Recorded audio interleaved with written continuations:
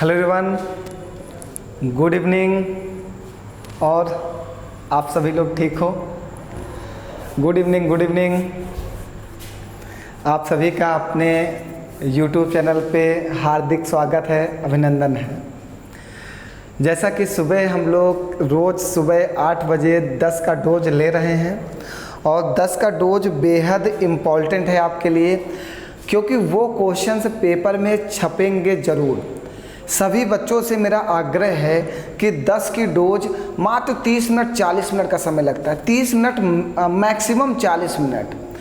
अगर आप उसको स्पीड बढ़ा के भी देखोगे, आपको नोट तो करना नहीं क्वेश्चंस, स्पीड बढ़ा के देखिए, सिर्फ देखिए कि कैसे प्रश्न पेपर में पूछे जाते हैं और उनको हम कैसे सॉल्व कर सकते हैं। 10 का डोज बेहद इम्पॉर्टेंट है, इतना इम्पॉर्टेंट है कि इससे ज़्यादा इम्पॉर्टेंट जीवन का कोई कार्य नहीं है आपके लिए। 10 का डोज जिस तरह उसका हमने रखा है नाम, 10 का डोज करेगा कमाल। पेपर में यही प्रश्न छपते हैं, बिल्कुल यही प्रश्न छपते हैं। जो मैं पढ़ा रहा हूँ आप इसको पढ़ते जाओ। एक दिन आप जब पेपर देने जाओगे ना, तो आपको खुद महसूस होगा कि सर जो कह रहे थे वो बात सच थी। वही छपता है जो पुराना आ चुका है। 70 से 80% प्रीवियस ईयर्स क्वेश्चंस होते हैं, उसकी वैल्यू चेंज की जाती है लेकिन मेथड नहीं चेंज होता। मैथ में मेथड और फार्मूले नहीं चेंज होते, हमेशा मेथड और फार्मूले वही चलते हैं। जो एक बार आपने लगाया वही हर क्वेश्चन वैसे ही लगता है। इसलिए 10 का डोज आपके लिए बेहद इम्पॉर्टेंट है। जैसा कि शाम को हम लोग 8 बजे, रात 8 बजे रोज़ हम लोग नंबर सिस्टम की क्लास डिस्कस कर रहे थे, लेकिन 2 दिनों से क्लासेस रुक गई थी। नंबर सिस्टम कंप्लीट ही होने वाला है, बस 1 2 3 क्लासेस के बाद नंबर सिस्टम मैंने पूरा आपको पढ़ा दिया है जितना हो सकता था। ठीक, तो बच्चों का जैसे कि मैसेज आने लगा कि सर DI की क्लास रोक दी गई। बेटा हाँ, DI अभी आपका पेपर थोड़ा सा दूर है और DI की लगभग हमने 15 से 16 क्लासेस पढ़ा रखी हैं, लेकिन आपकी डिमांड थी इसलिए हम 2-3 क्लासेस और प्रोवाइड कर दे रहे हैं। इसके बाद DI आप उतना ही पढ़ लो, पर्याप्त है। और जितने बच्चे 12 बंकी के हैं उनके लिए हम एक सूचना दे देते हैं कि उन बच्चों के लिए UP पेट की अगर आप वो ST देना चाहते हैं तो 1 सितंबर से वो ST ज्वाइन कर सकते हैं। प्रत्येक सैटरडे को सुबह 9 बजे से ST प्रारंभ होती है। ठीक, तो जो भी बच्चे ST देना चाहते हैं वो कोचिंग संस्थान में आके अपना रजिस्ट्रेशन करा लें। 100 रुपये में 4 ST के चार्जेस रखे गए हैं। आप आके ST दीजिए और अपना पहचानिए कि आप किस लेवल तक की तैयारी कर चुके हैं। तो आइए आज हम लोग एक DI और डिस्कस कर लेते हैं, जैसा कि आपकी डिमांड थी। एक DI और डिस्कस करते हैं। कुछ बेहतरीन DI थी, 2-3 DI हमने कलेक्ट की हैं इधर, कुछ अच्छी जो नई क्वेश्चंस में आए हुए पेपर्स में, तो उन DI को डिस्कस कर लेते हैं। चलिए आइए पहला DI समझते हैं क्या है। कह रहा प्रश्न दिए गए ग्राफ पर आधारित है, इन प्रश्नों के उत्तर दे। ठीक है, जो प्रश्न दिए गए होंगे इस ग्राफ पे ही आधारित होंगे और इन्हीं प्रश्नों के हमें क्या देना है, उत्तर देना है ना। कह रहा ग्राफ में एक परीक्षा में 7 छात्रों, तो देखो 7 छात्र दिए गए हैं, ये 7 छात्र हैं। ठीक, 7 छात्रों के इतिहास और भूगोल के अंकों का अनुपात दिया गया है। किसका अनुपात दिया गया है? इतिहास और भूगोल, मीन्स हिस्ट्री और ज्योग्राफी के अंकों का अनुपात दिया गया है कि ये छात्र जो है हिस्ट्री में कितने नंबर पाया और ज्योग्राफी में क्या पाया, इसका अनुपात दिया गया। जैसे हम कहें कि ये जो 7 वाला छात्र है ये हिस्ट्री में कितने नंबर पाया और ज्योग्राफी में कितने नंबर पाया, तो जब आप यहाँ से दशमलव हटाओगे, जब आप यहाँ से दशमलव हटाओगे तो नीचे 100 आएगा। तो ऊपर वाला हिस्ट्री होगा, नीचे वाला ज्योग्राफी होगा, क्योंकि अनुपात का मतलब डिवाइड होता है। ठीक है, समझ गए? ये क्वेश्चन थोड़ा सा कंफ्यूज करता था बच्चों को कि सर इसमें वैल्यू तो 1 दी गई है 0.65, लेकिन सर यहाँ पे जो क्वेश्चन कह रहा है वो इतिहास और भूगोल का अनुपात कह रहा है। तो सर जब इतिहास और भूगोल का अनुपात नहीं दिया गया तो हम प्रश्न कैसे सॉल्व करें? तो प्यारे बच्चों, अगर अनुपात नहीं दिया गया है तो जब आप यहाँ से दशमलव उठाओगे तो नीचे 100 भी तो आएगा। तो अनुपात हमेशा डिवाइड ही होता है, H/G। तो ऊपर वाला आपका हिस्ट्री हो जाएगा, नीचे वाला आपका ज्योग्राफी हो जाएगा। ये सब जगह यही होगा, यहाँ से दशमलव हटाओगे नीचे 100 आएगा, ऊपर वाला हिस्ट्री नीचे वाला ज्योग्राफी। पॉइंट हटाए 95/100 आएगा, ऊपर वाला हिस्ट्री नीचे वाला ज्योग्राफी, यही हो जाएगा सब जगह। तो ये आपको क्वेश्चन में बताया गया है कि 7 बच्चे हैं, उनके अंकों को प्रदर्शित किया गया है और इनके इतिहास और ज्योग्राफी के अनुपात को प्रदर्शित किया गया है। इतनी बात सबको क्लियर हो गई।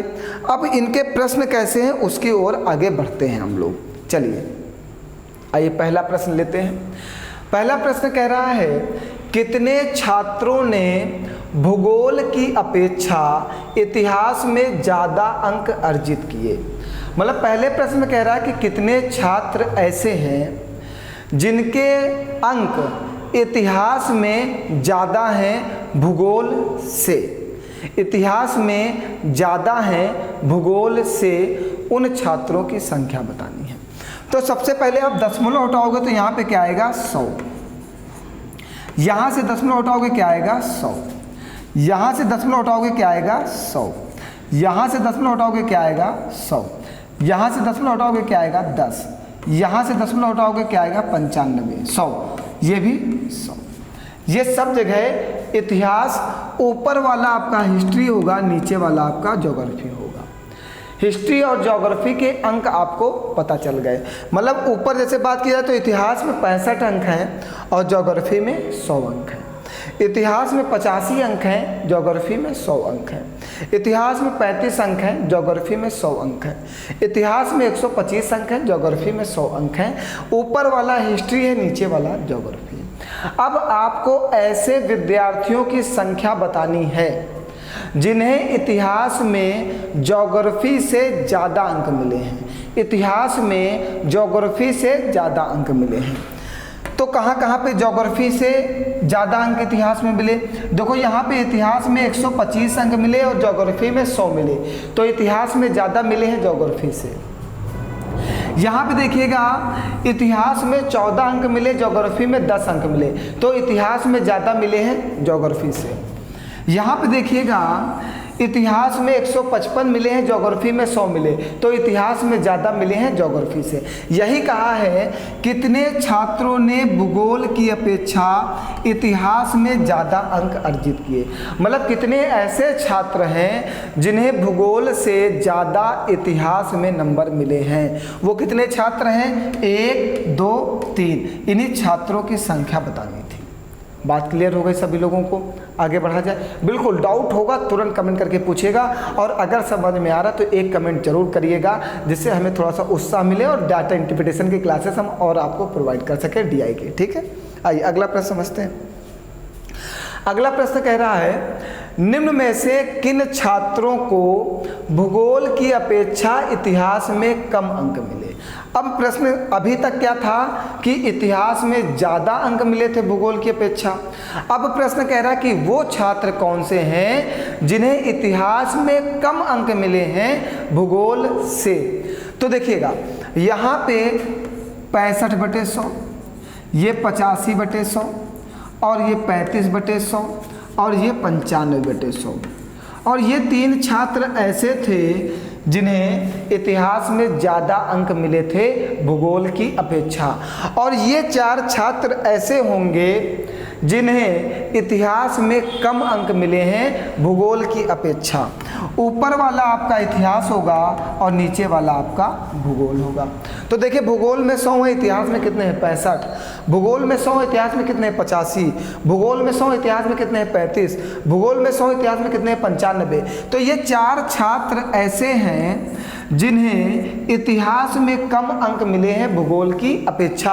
और यही कहा निम्न में से किन छात्रों को भूगोल की अपेक्षा इतिहास में कम अंक मिले। तो कौन से छात्र? 1, 2, 3, 6। ये छात्र की संख्या दी गई। 1 नंबर वाला छात्र, 2 नंबर वाला छात्र, 3 नंबर वाला छात्र, 6 नंबर वाला छात्र ऐसे हैं जिन्हें इतिहास में कम अंक मिले हैं भूगोल से। बताइए भैया बाबू, कोई डाउट है कहीं पर? सब कुछ क्लियर हो रहा है? देखिए DI बिल्कुल आसान है। अगर नॉर्मल वे से सॉल्व करोगे, समझते हुए सॉल्व करोगे, तो DI से आसान मैथ में कुछ होता ही नहीं है, इतना आप समझो। आइए अगला प्रश्न लीजिए। क्या कह रहा? भूगोल में छात्र 3 से 4 के मध्य अंक की प्रतिशत बढ़त क्या है। तो आइए छात्र 3 ये है और छात्र 4 ये है। अब देखते हैं छात्र 3 को भूगोल में नंबर कितने मिले, 100, और छात्र 4 को भूगोल में कितने नंबर मिले, 100। तो यहाँ पे भी 100 मिले, यहाँ पे भी 100 मिले, तो क्या कोई बढ़त हो रही है? यही तो कह रहा है, छात्र 3 से छात्र 4, छात्र 3 से छात्र 4 के मध्य कितने प्रतिशत की बढ़त होती है, किसमें, भूगोल में। तो भूगोल में 100 थे तो 100 ही तो है नंबर। अगर इतिहास में कहता तब तो बढ़त हो रही थी, क्योंकि 35 से 125 मिल रहे थे, लेकिन भूगोल में नीचे ऊपर वाला इतिहास होता है, नीचे वाला भूगोल होता है। वो पीछे क्वेश्चन में कह रखा, अपने मन से नहीं कहना कि ऊपर वाला इतिहास है नीचे वाला भूगोल है। हमारे प्रश्न ने पीछे कहा था, सबसे पहले यही बात कहा था कि इतिहास और भूगोल का अनुपात दिया गया, तो इतिहास बटे भूगोल, ठीक है। ये नहीं कि अपने आप इतिहास और भूगोल कह दो, सर जी कह रहे हैं इतिहास भूगोल, कोई भी प्रश्न इतिहास भूगोल, ये नहीं। प्रश्न जिसको कहेगा उसको मानना आप, ये नहीं कि अपने मन से इतिहास भूगोल रटे हुए हो बस, ठीक। तो यहाँ पे हम उत्तर लगाएंगे आंकड़े अपर्याप्त हैं, ठीक, आंकड़े अपर्याप्त है, क्योंकि 100 से 100 ही हो रहा है, कोई परिवर्तन हो ही नहीं रहा है, तो आंकड़े अपर्याप्त हैं। चलें आगे बढ़ा जाए, आइए समझते हैं कि ये प्रश्न क्या कह रहा है। बहुत ही अच्छा प्रश्न है, यहाँ पे जो हम लोग क्वेश्चन डिस्कस कर रहे हैं बहुत ही बेहतरीन लेवल के प्रश्न हैं, और हिस्ट्री और ज्योग्राफी का अनुपात दे रखा है, और गजब का लेवल का प्रश्न है। चलिए इस प्रश्न को समझते हैं कि क्या कह रहा है। कह रहा है इतिहास भूगोल के अधिकतम अनुपात और न्यूनतम अनुपात का अंतर, मतलब इतिहास और भूगोल, इतिहास बटे भूगोल, इसके मैक्सिमम और मिनिमम का अंतर बताना है। जहाँ पे इनके रेशियो मैक्सिमम में हो और जहाँ पे इनका रेशियो मिनिमम में हो, मतलब किसी बच्चे के जहाँ पर नंबर सबसे ज़्यादा हो हिस्ट्री और ज्योग्राफी में, और जहाँ पर सबसे कम हो हिस्ट्री और ज्योग्राफी में, उन दोनों का अंतर बताना है। चलिए पता करते हैं कहाँ पर ज़्यादा है और कहाँ पे कम है। देखिए यहाँ से दशमलव हटाओगे 65/100 आएगा, यहाँ से दशमलव हटाओगे 85/100 आएगा, यहाँ से दशमलव हटाओगे 35/100 आएगा, यहाँ से दशमलव हटाओगे 125/100 आएगा, यहाँ से दशमलव हटाओगे 32 में 10 आएगा, यहाँ से दशमलव 155/100, यहाँ से दशमलव 95/100। देखिए अब सबसे ज़्यादा नंबर बच्चे के कहाँ पे, सबसे पहले आप मैक्सिमम वाले को ढूंढिए। तो देखिए यहाँ पे 100, यहाँ पे 100, यहाँ पे 100, यहाँ पे 100, यहाँ पे इसको भी 100 बना लो, ऊपर 10 से गुणा कर दो, नीचे 10 से गुणा कर दो, तो 140/100, जिससे ज्योग्राफी वाले नंबर का कंपैरिजन ही ना करना पड़े। अब देखिए ज्योग्राफी में जो नंबर हैं सब जगह उसके 100 ही हैं, तो इसकी तुलना करने की ज़रूरत ही नहीं है। ये तो सारे बच्चों को 100 ही मिला हुआ है। अब हिस्ट्री वाले में तुलना करो कि सबसे ज़्यादा नंबर कहाँ पे मिला, तो देखो यहाँ पे 155/100, तो मैक्सिमम होगा 155/100। मिनिमम में देखो कि सबसे ज़्यादा, सबसे कम हिस्ट्री में कहाँ मिला, क्योंकि ज्योग्राफी में तो सब जगह हमने समान ही कर दिया। हमने यहाँ पे 14/10 था, ऊपर 10 से गुणा किया, नीचे 10 से गुणा किया, क्वेश्चंस के ऊपर कोई फर्क नहीं पड़ेगा, हमें कंपैरिजन करने में आसान हो गया, हमें तुलना करना आसान हो गया, क्योंकि अब सब जगह बच्चों को ज्योग्राफी में 100 नंबर ही मिला, तो ज्योग्राफी में कंपैरिजन करने की ज़रूरत ही नहीं। उसने कहा हिस्ट्री और ज्योग्राफी में सबसे ज़्यादा नंबर जहाँ मिलते हों और हिस्ट्री और ज्योग्राफी में सबसे कम नंबर जहाँ मिलते हों, उन दोनों का अंतर बताओ। तो देखो यहाँ पे 35/100, यहाँ पे सबसे कम नंबर मिलते हैं, और इन्हीं दोनों का हमसे क्या पूछा है, अंतर। 100 एलसीएम ले लोगे, 155 से 35 घटा देना, कितना आ जाएगा 120/100, और 120 को जब 100 से डिवाइड करोगे तो 1.20। देखिए कितना अच्छा प्रश्न था, बहुत ही लाजवाब प्रश्न था। चलिए आगे बढ़ाया जाए, कोई डाउट है?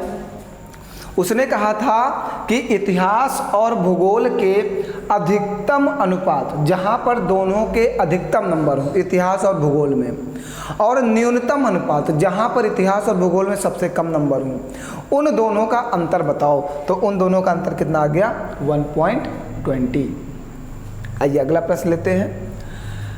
कह रहा है छात्र 4 को भूगोल में 60 अंक मिले तो इतिहास में कितने अंक मिले। एक छात्र जो है वो 4 नंबर वाला जो है उसको ज्योग्राफी में कितने नंबर मिल रहे हैं, 60। तो हिस्ट्री में कितने नंबर मिले ये बताना है। अब देखिए ऐसे तो नंबर आप नहीं बता पाओगे। सबसे पहले छात्र 4 के पास जाओ, ये है छात्र 4। यहाँ से हिस्ट्री और ज्योग्राफी का रेशियो बनाओ। ऊपर वाला हिस्ट्री है, नीचे वाला ज्योग्राफी है। तो छात्र 4 के हिस्ट्री और ज्योग्राफी का रेशियो क्या है? 125/100 है। अगर इसको काट दोगे तो 5/4 आएगा। हम ये कह दें हिस्ट्री में 5x पाता है, ज्योग्राफी में 4x पाता है। क्या? ज्योग्राफी में उसको 4x नंबर मिलते हैं, हिस्ट्री में उसको 5x मिलते हैं। यही तो है। रेशियो का मतलब होता है उसके सामने वाली वैल्यू हुई उसका अंक होगा। तो हमने कहा हिस्ट्री में उसको 5x मिलते हैं और ज्योग्राफी में उसको 4x मिलते हैं। और दिया गया ज्योग्राफी में वो 60 नंबर पाता है। मीन्स ज्योग्राफी में वो 4x की वैल्यू जो दी गई 60 है, तो यहाँ से x की वैल्यू कितनी निकलेगी? 15। हिस्ट्री में वो कितने नंबर पाता है? 5x, तो x की वैल्यू कितनी आई? 15। तो हिस्ट्री में उसको कितने नंबर मिले? 75। बताइए कोई डाउट है? बहुत ही अच्छा प्रश्न ये भी था। हमने सबसे पहले हिस्ट्री और ज्योग्राफी का रेशियो बना लिया। रेशियो बना 5:4, क्योंकि यहाँ पे ये जो दे रखे हैं ये सब हिस्ट्री और ज्योग्राफी के रेशियो ही है। तो सबसे पहले हमने हिस्ट्री और ज्योग्राफी का रेशियो बना लिया। उसने कहा ज्योग्राफी में उसको 60 नंबर मिले, जबकि रेशियो के अनुसार उसको ज्योग्राफी में कितने नंबर मिले हैं? 4x। मीन्स 4x की वैल्यू कितनी है? 60। तो x की वैल्यू कितनी हो गई? 15। हिस्ट्री में उसको मिले हैं 5x रेशियो के अनुसार, तो x की वैल्यू 15 निकाले, यहाँ पे पुट कर दिया, तो हिस्ट्री में आपके नंबर आ गए 75। आज के लिए एक ही DI काफ़ी है। हम 3 DI पढ़ाएंगे, 2 DI अभी और पढ़ा देंगे, फिर आपके पास पर्याप्त DI हो जाएंगी। फिर पेपर के समय फिर 2-3 DI पढ़ा दी जाएंगी। बस आपका सिलेबस यूपी पेट का पूरा कंप्लीट है, क्योंकि हमने percentage, profit loss, average, number system सब कुछ पढ़ा रखा है। आप वो सब वहाँ से पढ़ लो और आपका पेट क्लियर हो जाएगा। रीजनिंग भी हमने पूरी पढ़ा रखी है, जितनी पेट में आनी है, बस उतना ही बहुत है। ठीक है, आगे मिलते हैं कल DI के नेक्स्ट क्लास में। आज के लिए इतना ही। बहुत बहुत धन्यवाद आप सब लोगों का।